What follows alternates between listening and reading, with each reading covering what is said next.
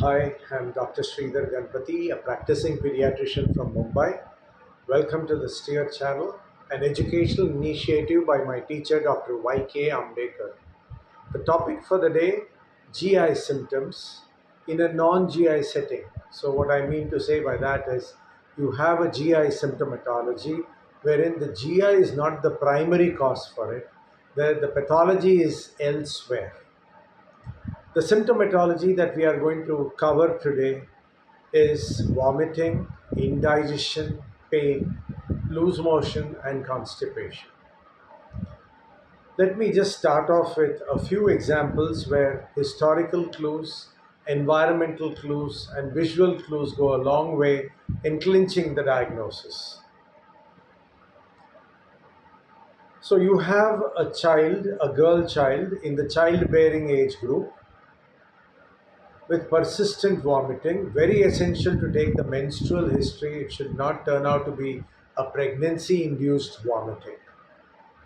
You have a child who's brought to the PHC in the early morning, a child from the village who tends to sleep on the floor with acute abdominal pain progressing to ptosis, and the suspicion of the common crate bite should be there.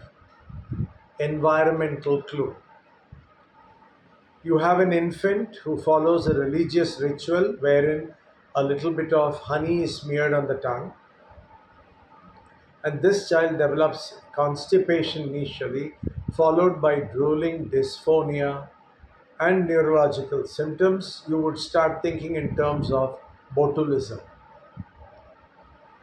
You have a child with a thyroid swelling with persistent diarrhea.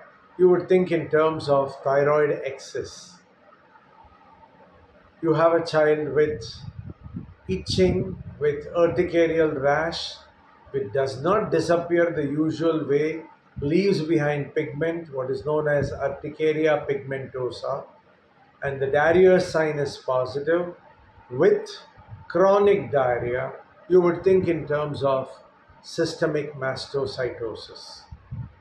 So, in all these cases, you have GI symptoms which are secondary manifestation, the primary being elsewhere.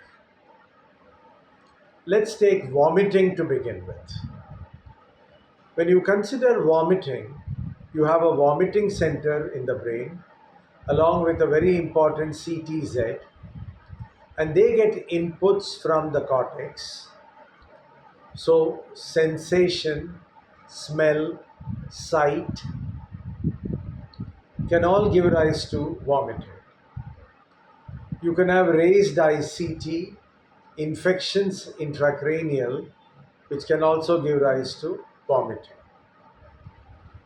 You could have uh, you have inputs from the vestibular system, that is the vestibulocochlear labyrinthine system, and a classical example is motion sickness and vomiting.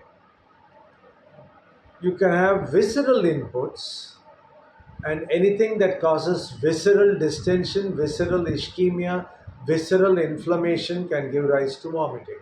And let me give you an example that you should not miss out on.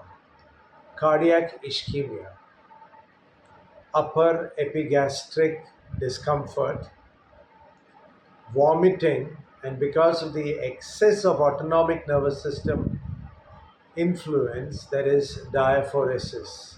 And in a susceptible person, please get an ECG done.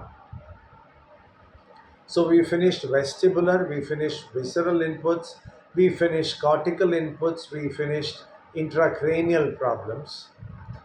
Then as you come down, you know that post-tussive vomiting is so common with a hypersensitive gag reflex via the glossopharyngeal and vagus nerve. Pertussoid, pertussoid cough and vomiting being a classical example. You could also have demyelination in the central nervous system, especially in the area postrema, presenting with persistent vomiting and hiccups. So there are so many causes that bring about vomiting, wherein the GIT is just a secondary, GIT only has a secondary involvement and it's not the primary source of trouble. Then let's take indigestion. When you talk about indigestion, anything which compromises the mucosal surface, like edema, for example. So you have congestive heart failure, you have a nephrotic syndrome. The edema would compromise on the absorptive capacity and the digestive capabilities. Same way, anything that compromises motility, usually endocrine system, diabetes, and thyroid, again can cause indigestion. The third category where I thought I should concentrate a bit more because it comes more into practice is pain. So when you take pain into consideration, it could be a somatic pain, it could be a visceral pain, it could be a colicky pain, it could be a referred pain. So let's first take the referred pain, which is the most famous because in a case of an acute abdomen, we always ask for an X-ray chest with abdomen standing with a particular reason.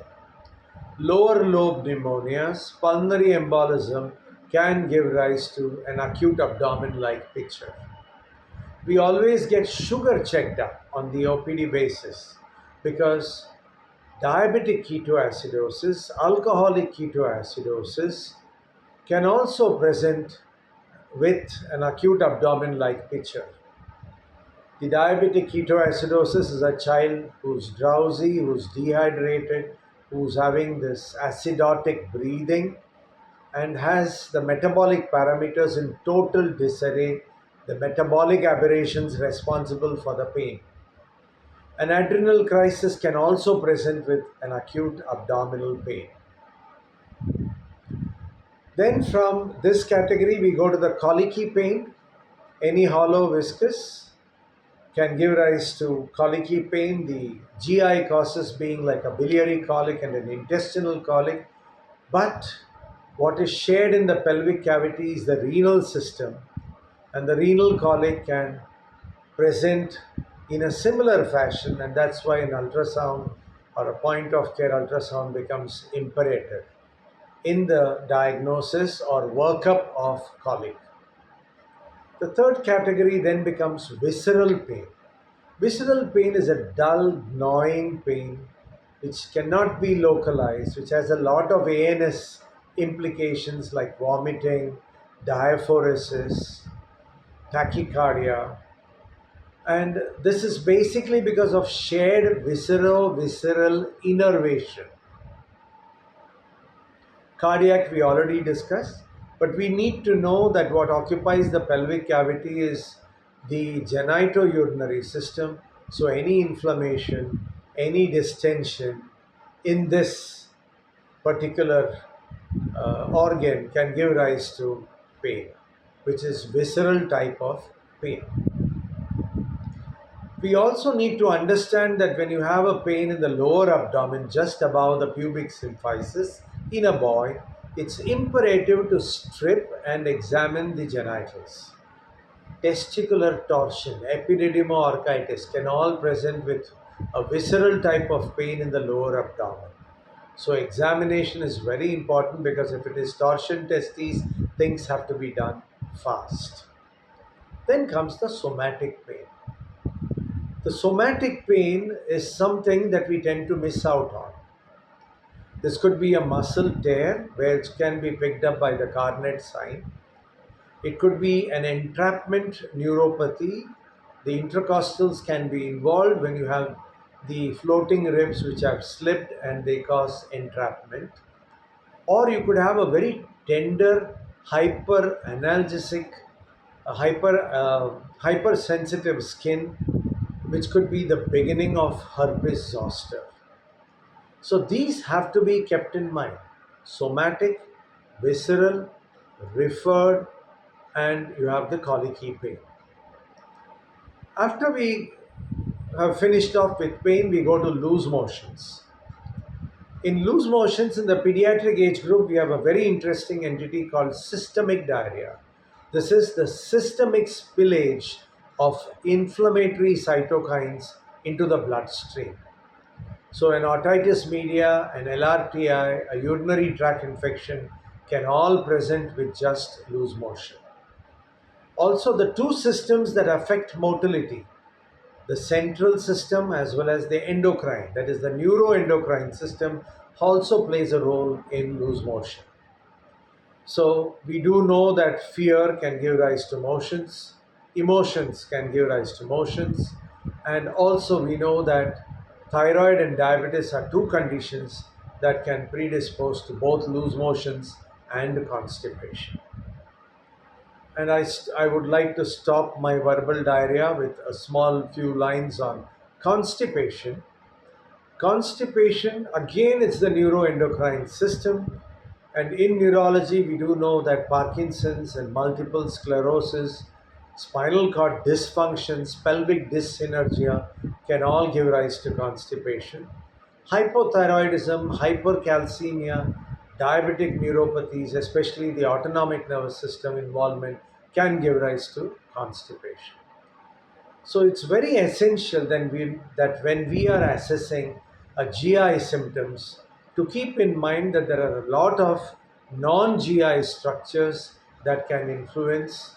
We did not go into detail of conditions like vasculitis, the vessels especially, because if you have sickle cell disease, you can have a crisis in the abdomen. If you have SLE, you can have vasculitis causing pain in the abdomen. You can have poisons like lead causing pain in the abdomen. And if you keep a watch on the urine, in a case of porphyria, you can have that change in color. These are all the very rare causes of abdominal pain. But these are non GI causes of GI symptomatology.